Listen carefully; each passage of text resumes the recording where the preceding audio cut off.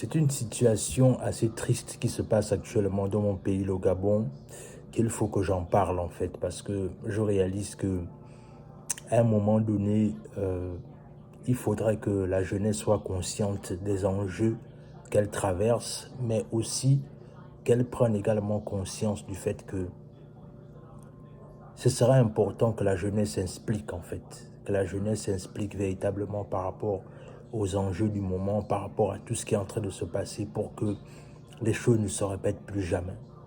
Et dans cette vidéo, en fait, il est question pour moi de parler de la situation d'un activiste gabonais, un franco-gabonais, qui est en train de clairement être l'objet de menaces de mort, en fait. Sur ce, on est parti. Salut, moi c'est Warren et bienvenue dans notre chaîne Guerrier Mental et Warren et Asiana.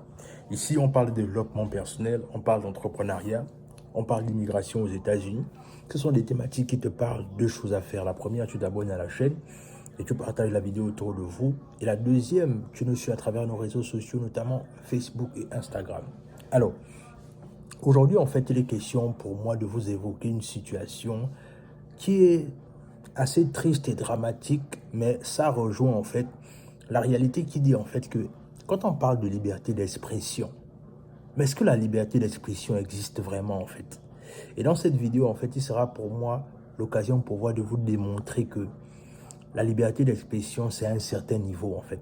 Alors, c'est l'histoire d'un compatriote gabonais qui est activiste. Il est activiste, on va dire ça comme ça, il est franco-gabonais et activiste.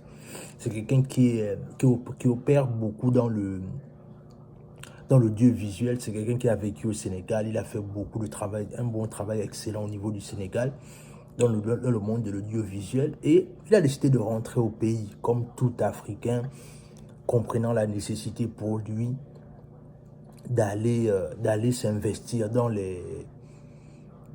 l'économie de son pays, en fait. Alors, ce qui s'est passé, c'est que ce qu'il a fait, c'est qu'il est rentré au pays, il a commencé à travailler au pays, il a commencé à avoir des contrats intéressants au pays. Et la réalité, c'est que, premièrement, d'abord, il va signer un contrat avec une grande chaîne de la place, là où il va réaliser beaucoup de travaux excellents et professionnels pour cette chaîne-là.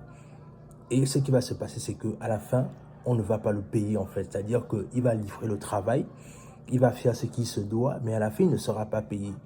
Et il va porter plainte à la chaîne de télévision en justice. Malheureusement, comme on dit au pays, les bras longs avaient clairement parlé en sa défaveur en fait. Alors, ce qui va se passer, c'est que le frère, en fait, va continuer à mener sa vie au pays et continuer à faire ses choses, en fait. Et ce qui va se passer, c'est que il va commencer à sillonner le Gabon profond, en fait. Et quand il va commencer à sillonner le Gabon profond, il va réaliser, en fait, que les sociétés pétrolières sont en train de polluer les villages du Gabon. Ça, c'est la première chose. C'est-à-dire, il va constater ça et il va prendre son matériel de, de filmage. Il va prendre les drones, il va prendre les caméras, il va prendre des images de façon à bien montrer la réalité qui se passe avec la société Perenco, en fait. C'est-à-dire, il va montrer, il va mettre à nu la situation qui impacte, c'est-à-dire le travail que Perenco est en train de faire au Gabon, qui impacte l'environnement en fait. Et ce qu'il va faire, c'est qu'il va démontrer ça et à un moment donné, il va devenir maintenant quelque part un observateur de France 24 au niveau du Gabon. Au fur et à mesure, il va dénoncer les choses qui ne sont pas intéressantes, qu'il voit dans la société, qui méritent d'être changées en fait. Qui méritent d'être changées, il va faire ça, il va faire ça.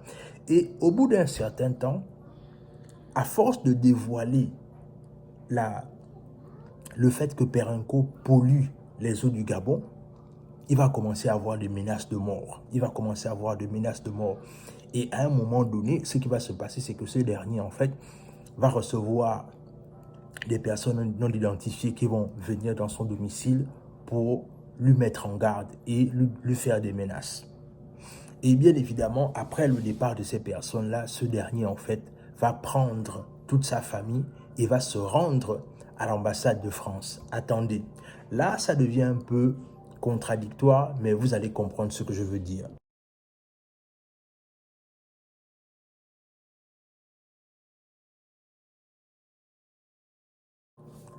La réalité, c'est que Perenco, c'est une entreprise française.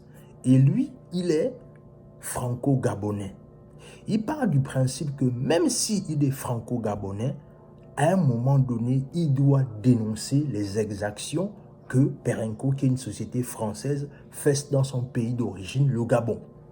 Alors, ce qui va se passer, c'est que quand il va recevoir ces menaces de mort-là, il va se rendre du côté de l'ambassade de France pour demander un refuge parce qu'il parle du principe que puisque sa vie est déjà menacée, il veut retourner en France. Et ce qui va se passer, c'est que l'ambassadeur va lui dire en fait que il ne sait pas ce qu'il peut faire pour lui et sa famille. Il n'est pas au bon endroit ici, c'est pas ici qu'il va trouver de l'aide. Alors l'ambassadeur va même, les autorités de l'ambassade vont lui répondre à la porte. On ne va même pas lui laisser rentrer au sein de l'ambassade en fait. Et bien évidemment, ce qui va se passer, c'est que ce dernier, en fait, va se rendre du côté de l'ambassade des États-Unis. Il va expliquer son problème à l'ambassade des États-Unis. Et en expliquant sa situation à l'ambassade des États-Unis, c'est maintenant là, en fait, que l'ambassadeur va appeler l'ambassade de France. Est-ce que vous voyez un peu la situation? Et ce qui va se passer, bien évidemment, c'est que l'ambassade des États-Unis va appeler l'ambassade de France pour que on règle ce problème-là, en fait. Parce qu'ils vont partir du principe qu'à la fin de la journée, c'est un ressortissant français. Et curieusement, ce qui va se passer, c'est qu'après l'échange de l'ambassadeur des États-Unis avec l'ambassade de France, c'est là où, en fait, l'ambassade de France va rappeler ce dernier, en fait, sur son numéro de téléphone pour lui expliquer, en fait, comment est-ce que la France pourrait l'aider à ce qu'il puisse quitter le territoire parce qu'il est déjà menacé, en fait. Et cette histoire, en fait, pourquoi est-ce que je prends le temps de vous raconter cela, en fait? Pourquoi est-ce que je prends le temps de vous raconter cette histoire? C'est parce que la réalité, c'est qu'il y a un fait qui est là, en fait. C'est que quand on nous parle souvent de liberté d'expression, on nous dit que voilà, tu es libre de dire ce que tu veux, tu es libre de penser, tu es libre de faire ce que tu veux. La réalité, c'est que quand on parle de liberté d'expression, c'est pas aussi souvent ce qu'on pense en fait. Et ce sera beaucoup naïf de penser que la liberté d'expression, c'est vraiment quelque chose qui existe. Non, ça n'existe pas. Parce que quand je vois cette situation, au-delà du fait qu'il est français et qu'il a dénoncé des intérêts français, à la base, si c'était un pays de droits de l'homme, là où il y a la liberté d'expression, même s'il dénonçait ce qu'il dénonçait, et qu'à un moment donné, il sent sa vie menacée, on devait, en qualité de citoyen français, on devait clairement lui donner un refuge, ou du moins une protection. Mais il a fallu qu'il va à l'ambassade des États-Unis pour aller plaider sa cause, pour que l'ambassade américaine appelle l'ambassade de France. Et la réalité, c'est que ça met en exergue une réalité, c'est que les Français seront toujours des subalternes des Américains. C'est une triste réalité. Et cette situation met bien cela en exergue. Regardez un peu la guerre qui se passe actuellement en Ukraine. La guerre en Ukraine est clairement en train de démontrer que, quelque part, les Français auraient pu trouver des situations. Et même là, le président Embalo de la Guinée l'a si bien dit que c'est juste un dialogue entre les Européens et la situation est vite trouvée. Mais la réalité, c'est que pourquoi il n'y a pas encore de paix pour le moment? Parce que justement, les États-Unis sont en train de manager ça derrière. C'est une triste réalité.